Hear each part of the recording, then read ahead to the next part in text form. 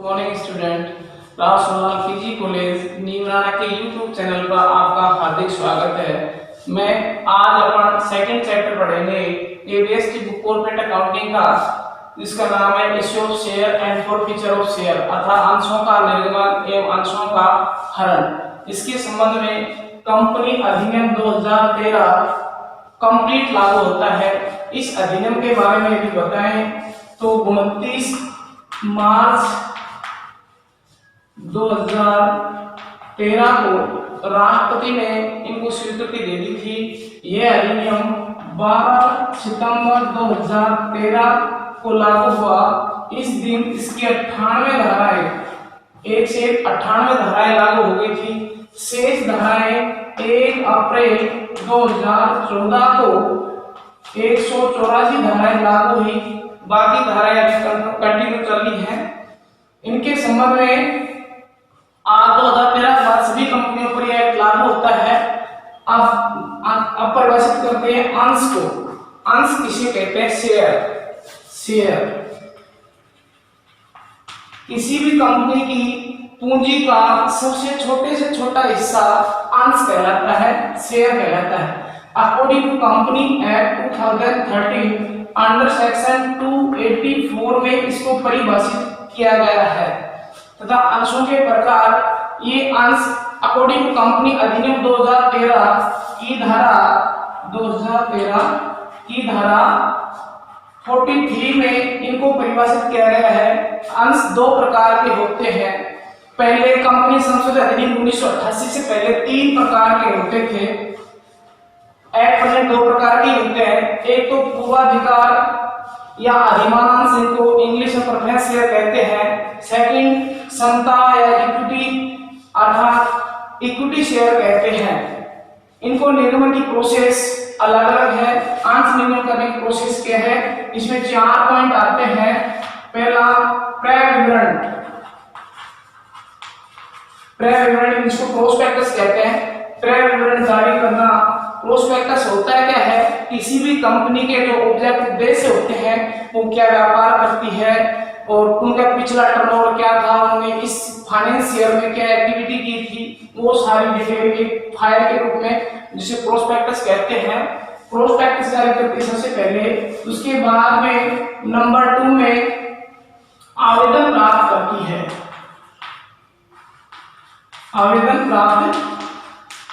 करती है। अर्थात एप्लीकेशन रिसीव करती है। उसके बाद नंबर 3 में आवंटन जिसको अलॉटमेंट कहते हैं, अलॉटमेंट करती है। और लास्ट में मांगे प्राप्त करती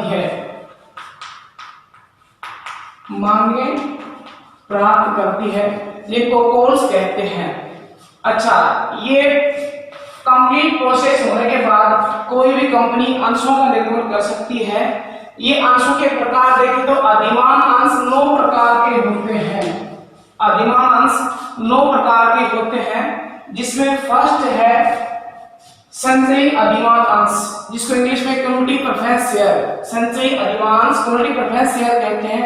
ये अंश ऐसे होते हैं यदि किसी वर्ष में कंपनी के पास पर्याप्त मात्रा में लाभ न होने की दशा में आगे जिस वित्तीय वर्ष में उसके पास लाभ की कंडीशन होगी, उस वर्ष तक पिछले वर्षों के लाभ संचित या कम्युनिटी होते रहते हैं, आगे वर्ष में चुका सकती है। असंचयी अधिमांश ऐसे अंश जिनके ऊपर लाभांश संचित नहीं होता है, जिस वर्ष कंपनी के पास पर्याप्त लाभ होंगे उसी वर्ष डिविडेंड दे सकती है, लाभांश दे सकती है, अन्यथा लॉस के वर्ष में नहीं। अवशिष्ट भागी अधिमान अंश वे अधिमान अंश जिनका इक्विटी अंशों को भुगतान करने के बाद यदि किसी कंपनी के पास फंड या कोर्स बच जाता है, तो बाकी जो अधिमान अंश है उनको हिस्सा प्राप्त करने का अधिकार है। अवशिष्ट भागी यानी पार्टिसिपेट प्रेफरेंस शेयर कहते हैं। और अवशिष्ट भागी वो अधिमानांश होते हैं जिनको पार्टिसिपेट अर्थात अनपार्टिसिपेट नॉन पार्टिसिपेट अधिमानांश कहते हैं। इन अंशों पर इक्विटी अंशधारकों के भुगतान करने के बाद यदि कोई फंड बचता है तो इनका कोई दायित्व नहीं पड़ता है कि वो प्राप्त करें। उसके बाद में नेक्स्ट अधिमांश है सोधी अधिमांश, इनको इंग्लिश में रिडीमेबल प्रेफरेंस शेयर कहते हैं।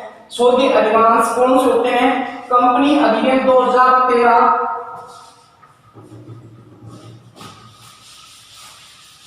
कंपनी अधिनियम 2013 के पश्चात कोई भी कंपनी अपने अंशों का अधिकतम निगमन 20 वर्ष 20 इयर्स के लिए कर सकती है। इसके बाद में उन अंशों की राशि या कैपिटल वापस लौटानी पड़ेगी, जिसको रिडम्पशन कहते हैं, वो सोधी अधिमांश कहलाते हैं। अशोधी अधिमांश अनरिडीमेबल प्रेफरेंस शेयर एट प्रेजेंट, ये अधिमांश कोई भी कंपनी जारी नहीं कर सकती, अर्थात कंपनी अधिनियम 2013 की धारा 55 इनको प्रतिपादित करती है, इनको जारी नहीं कर सकती। परिवर्तनीय अधिमांश वो अधिमांश को या वो कम्युनिटी प्रेफरेंस शेयर क्या बोलते हैं, कन्वर्टेबल प्रेफरेंस शेयर, ऐसे अधिमांश जिनको अन्य सिक्योरिटी में अन्य प्रतिभूति परिवर्तित किया जा सकता है, जैसे डिबेंचर में जिसको ऋण पत्र कहते हैं, या अन्य न्यू प्रेफरेंस शेयर में परिवर्तन किया जा सकता है। इनका सामान्य टाइम पीरियड 36 मंथ यानी 3 साल का होता है, इससे ज्यादा कम भी हो सकता है अकॉर्डिंग टू कंपनी। अपरिवर्तनीय या अनकन्वर्टेबल प्रेफरेंस शेयर, इन अंशों को अन्य किसी प्रतिभूति में परिवर्तित नहीं किया जा सकता। और लास्ट है संचय परिवर्तनीय अधिमांश। संचय परिवर्तनीय अधिमांश अर्थात इन अधिमांशों में 2 प्रकार की विशेषता होती है। एक तो पिछला जो लाभांश अभी तक नहीं प्राप्त हुआ है, उस वर्ष में कंपनी पर्याप्त लाभ देने के लिए सक्षम नहीं थी, वो लाभांश संचित होते रहते हैं। दूसरा, परिवर्तनीय वाली कन्वर्टेबल वाली विशेषता भी इस अधिमांश में होती है। अर्थात अधिमांश कितने प्रकार के? अकॉर्डिंग टू कंपनी अधिनियम 2013 की धारा 43 के अनुसार 2 प्रकार के होते हैं, क्षमता इक्विटी, और दूसरा हुआ अधिमांश जिसको प्रेफरेंस शेयर कहते हैं। प्रेफरेंस शेयर 2 प्रकार के होते हैं, जिनको आपको इस प्रकार से बताया गया है। अगला एक टॉपिक है अंश पूंजी के प्रकार।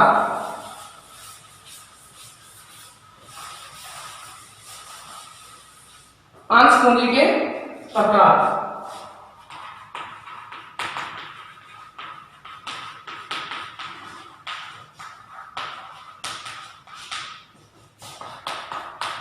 अंश पूंजी के प्रकार यानी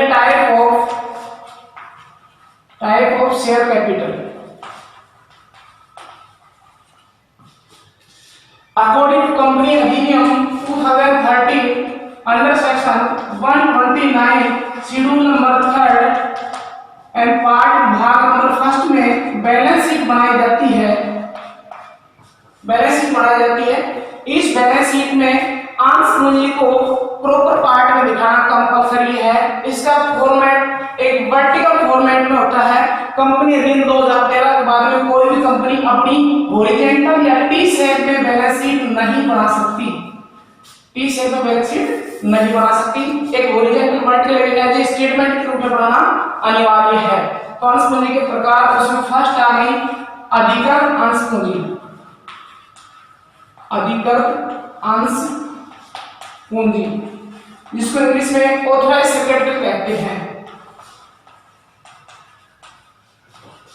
ऑथराइज्ड शेयर कैपिटल कहते हैं। इसको नॉमिनल कैपिटल कहते हैं या नाम मात्र की पूंजी। नाम मात्र की पूंजी ये होती क्या है, उसको परिभाषित करते हैं। जब किसी कंपनी का अस्तित्व होता है अर्थात उसका पंजीकरण होता है, तो पंजीकरण करने के लिए उसको 5 वाक्य निभाने पड़ते हैं। जैसे उसका उद्देश्य वाक्य, नाम वाक्य, पार्षद सीमा नियम, पार्षद अंतर नियम और लास्ट में पूंजी कैपिटल। तो एक तो अधिकृत अंश पूंजी वह अंश पूंजी जिससे कंपनी का रजिस्ट्रेशन होता है या पंजीकरण होता है। जैसे सपोज करो किसी कंपनी XYZ लिमिटेड कि अधिकृत अंश पूंजी 20 लाख, छोटा सा उदाहरण है, 20 लाख है। इसको नाममात्रिक पूंजी इसलिए कहते हैं कि बैलेंस शीट में दिखाते वक्त ऑथराइज्ड कैपिटल को टोटल में शामिल नहीं करते, उसका नीचे 2 लाइन खींचते हैं, इसलिए नाममात्र की पूंजी है, इसका टोटल में शामिल नहीं करते। लेकिन इसकी एक विशेषता है कि कोई भी कंपनी अकॉर्डिंग टू कंपनी अधिनियम 2013 के बाद में कोई भी कंपनी इस पूंजी से अधिक इश्यू नहीं कर सकती पूरी लाइफ में, उस कंपनी की पूरी लाइफ में। उसके बाद में दूसरी है स्वीकृत अंश पूंजी, स्वीकृत अंश पूंजी जिसको इश्यू शेयर कैपिटल कहते हैं, इश्यू शेयर कैपिटल कहते हैं। कोई भी कंपनी अपनी संपूर्ण कैपिटल को एक साथ तो इश्यू करती नहीं है, जितना धीरे धीरे उसको आवश्यकता पड़ती है वैसे वैसे इश्यू करती है बार बार में। तो सपोज करो कि इस कंपनी ने अपने फर्स्ट निर्माण के संबंध में 10 लाख कैपिटल इश्यू की, या अपने ये कंपनी इश्यू करना चाहती है 10 लाख शेयर कैपिटल। उसके बाद में तीसरा है सब्सक्रिप्शन, इसको प्रार्थिक पूंजी कहते हैं, प्रार्थिक अंश पूंजी, प्रार्थिक अंश पूंजी या subscription share capital. Issue share capital तो वह अंश पूंजी होगी या अधिकृत अंश पूंजी का वह भाग जो कंपनी इश्यू करना चाहती है, लेकिन प्रार्थिक या सब्सक्राइब शेयर कैपिटल कौन सी होती है? अभी इश्यू शेयर कैपिटल का वह भाग जो कंपनी इश्यू करना चाहती है वो इश्यू शेयर कैपिटल का वह भाग जो जनता ने एप्लीकेशन किए हैं। सपोज को जनता ने एप्लीकेशन किया 8 लाख के लिए, तो इश्यू सब्सक्रिप्शन शेयर कैपिटल कहते हैं। उसके बाद में लास्ट है मांगी गई कैपिटल, मांगी गई पूंजी, मांगी गई पूंजी। अब देखना इश्यू शेयर कैपिटल का वह भाग, इश्यू शेयर कैपिटल या सब्सक्रिप्शन शेयर कैपिटल का वह भाग जो कंपनी ने मांग लिया, जो कंपनी ने मांग लिया। कंपनी क्या करती है कि किस्तों में मांगती है, जैसे अलॉटमेंट दे दिया या फर्स्ट कॉल एप्लीकेशन दे दिया, अलॉटमेंट दे दिया, फर्स्ट कॉल सेकंड कॉल जैसे भी है, तो जितनी पूंजी कंपनी ने मांग ली उसको कोल्ड कैपिटल कहते हैं, कोल्ड कैपिटल, कोल्ड कैपिटल कहते हैं, कोल्ड कैपिटल कहते हैं। अच्छा, इन 4 प्रकार के बाद में जो भी आती है, जैसे रिजर्व कैपिटल होगी या इश्यू शेयर कैपिटल का वह भाग जो कंपनी एक विशेष प्रस्ताव प्राप्त करने के बाद में कंपनी किसी घटना के घटित होने को प्राप्त करती है, जैसे कंपनी की समापन के समय प्राप्त, उसको रिजर्व कैपिटल कहते हैं। संक्षिप्त थोड़ा सा रिजर्व रहती है। और उसके बाद में कोर सिट एरियर अर्थात मांगी गई अंश पूंजी का वह भाग, मांगी गई अंश पूंजी का वह भाग जो जनता अब तक नहीं चुकाई, अंशधारकों ने अभी तक नहीं चुकाई, उसे कोर सिट एरियर कहते हैं। और कोर सिट एडवांस अर्थात मांगी गई अंश पूंजी का वह भाग, वो सारे हैं जो मांगी गई है, कोल्ड कैपिटल के भाग है। मांगी गई अंश पूंजी का वह भाग जो जनता ने पहले एडवांस चुका दिया, उसको कोर सिट एडवांस कहते हैं। तो ये अंश पूंजी के प्रकार है, इनको अलग से शो करना पड़ता है बैलेंस शीट में।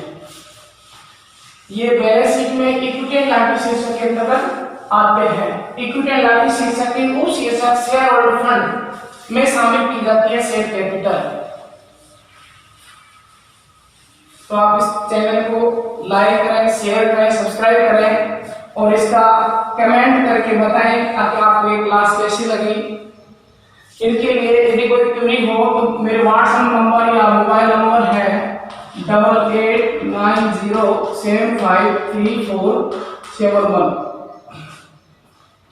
अच्छा, इनके बाद में अंशों का निर्गमन, अंशों का निर्गमन।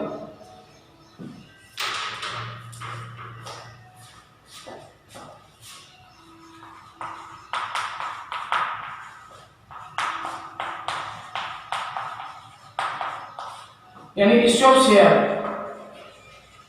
Issue of share. कोई भी कंपनी अंशों को कितने प्रकार से इश्यू कर सकती है? एट प्रेजेंट कंपनी अधिनियम 2013 लागू होने के बाद में कोई भी कंपनी अंशों का 2 प्रकार से निर्माण कर सकती है। एक तो एट पार, समूल्य पर, समूल्य पर निर्गमन, समूल्य पर निर्गमन। दूसरा हो जाएगा प्रीमियम पर,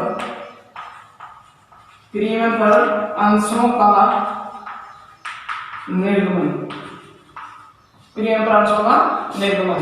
पहले कंपनी अधिनियम 2013 से पहले एक तीसरा प्रावधान था बट्टे पर निर्गमन, बट्टे पर निर्गमन।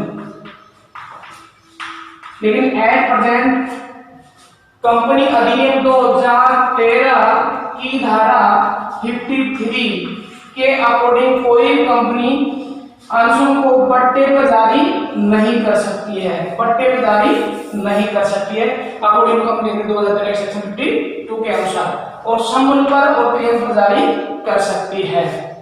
अच्छा, इसके संबंध में जो सेक्शन है, जो कंपनी अधिनियम 2013 कंपनी अधिनियम 2013 की धारा 52, 53, 54, 55 इनका नॉलेज बहुत जरूरी है। तो कंपनी अधिनियम 2013 की धारा 52 use of security premium, use of security premium अर्थात अंशों में प्राप्त प्रीमियम के यूज, अंशों में प्राप्त प्रीमियम के उपयोग क्या क्या होते हैं, है ना। ये उपयोग क्या क्या हो सकते हैं, इनके 5 उपयोग होते हैं। ये बहुत जरूरी है, बहुत इंपॉर्टेंट क्वेश्चन है। उसमें फर्स्ट उपयोग कौन सा है, एक तो फुली पेड अप बोनस, पूर्ण प्रदत्त अंशों, पूर्ण प्रदत्त बोनस अंश, बोनस अंशों का निर्गमन, फुली पेड अप बोनस अंशों का निर्गमन। दूसरा है इश्यू एक्सपेंसेस अर्थात निर्गमित व्यय, निर्गमित व्यय जिनको इश्यू एक्सपेंसेस कहते हैं, इश्यू एक्सपेंसेस कहते हैं। जैसे अंशों के निर्गमन पर कमीशन, बट्टा, दलाली आदि, इनके एप्लीकेशन के लिए return of the issue expenses. और तीसरा हो गया रिटर्न ऑफ प्रीमियम एक्सपेंसेस, यानी प्रारंभिक व्ययों का अपलेखन अर्थात रिटर्न ऑफ प्रीमियम एक्सपेंसेस। प्रारंभिक व्यय क्या होते हैं, ये पूंजीगत या कैपिटल एक्सपेंसेस होते हैं। प्रारंभिक व्ययों का अपलेखन, प्रारंभिक व्यय कंपनी के निर्माण से लेकर के उसके स्टार्ट होने तक या बिजनेस स्टार्ट करने तक के जो भी व्यय किए जाते हैं उनको प्रारंभिक व्यय कहते हैं। जैसे कंपनी का रजिस्ट्रेशन कराना या कंपनी का रजिस्ट्रेशन के बाद में उसके पास पालन जो भी है वो अप टू बिजनेस स्टार्ट करने तक के जो भी व्यय है वो प्रारंभिक व्यय कहते हैं। इनका अपलेखन सिक्योरिटी प्रीमियम के बैलेंस से किया जा सकता है। तो रिटर्न ऑफ प्रीमियम एक्सपेंसेस हो गया। और चौथा प्रयोग है प्रीमियम और रिडम्पशन ऑफ प्रेफरेंस शेयर अर्थात अधिमान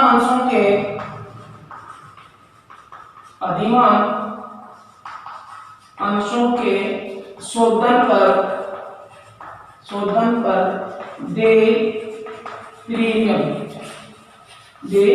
प्रीमियम की राशि को अपलिखित करने के लिए या उसकी व्यवस्था करने के लिए सिक्योरिटी प्रीमियम का यूज हो सकता है। और पांचवा लास्ट यूज है बाईबैक अर्थात प्रतिभूतियों की वापसी खरीद, प्रतिभूतियों या सिक्योरिटीज प्रतिभूतियों की वापसी खरीद, बाईबैक ऑफ सिक्योरिटी। ये 5 यूज हैं सिक्योरिटी प्रीमियम के अकॉर्डिंग कंपनी अधिनियम 2013 या अकॉर्डिंग कंपनी एक्ट 2013। उसके बाद में सेक्शन 53 कंपनी अधिनियम 2013 के बाद में एट प्रेजेंट कोई भी कंपनी अपने अंशों को डिस्काउंट इश्यू नहीं कर सकती अर्थात not issue at discount.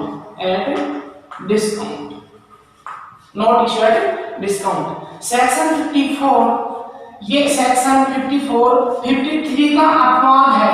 Section 53 मना करती है कि कोई भी कंपनी अपने शेयरों को बट्टे पर जारी नहीं कर सकती, जबकि 54 कहती है कि स्वेट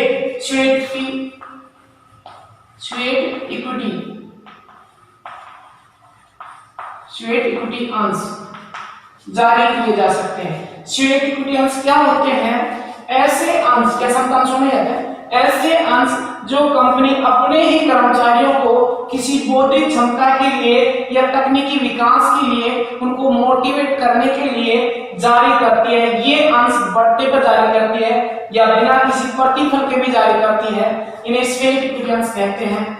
ये सेक्शन 54 में जारी किए जा सकते हैं। समता अंशों में सिर्फ स्वेट इक्विटी अंश ही बढ़ते पर जारी किए जाते हैं, अर्थात कंप्लीट अंशों में स्वेट इक्विटी अंश जारी किए जा सकते हैं बढ़ते पर, और कोई भी अंश बढ़ते पर जारी नहीं किए जा सकते according to section 53। Section 55, section 55 क्या है? कि रिडम्पशन ऑफ प्रेफरेंस शेयर या अधिमान अंशों का शोधन, अधिमान अंशों का शोधन या redemption of preference share oblique buyback,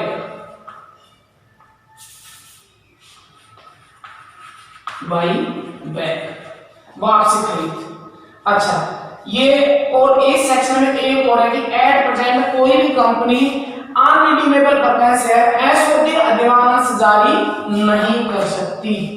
तो ये सेक्शन थी, सेक्शन 55, 52, 53, 54, 55। इन सेक्शनों की डिटेल बहुत आवश्यक है। अगले वीडियो में अपन अंश निर्गमन के संबंध में लेखांकन प्रविष्टियां पढ़ेंगे, लेखांकन प्रविष्टियां और उनको डिटेल से, और उसके बाद में balance sheet according to company अधिनियम 2013 की धारा 129 और 133 बैलेंस शीट के संबंध में है। 133 कौन सी है? कि एट प्रेजेंट कोई भी कंपनी अपने वित्तीय फाइनेंशियल स्टेटमेंट तैयार करती है तो वो एएस का यूज करेगी। जो पिछले वीडियो में अपन एएस पढ़े थे, अकाउंटिंग स्टैंडर्ड पढ़े थे, उनका यूज कंपलसरी है अकॉर्डिंग टू कंपनी अधिनियम सेक्शन 133 के अनुसार। विदाउट एएस के कोई कंपनी बैलेंस शीट नहीं बना सकती। Thank you.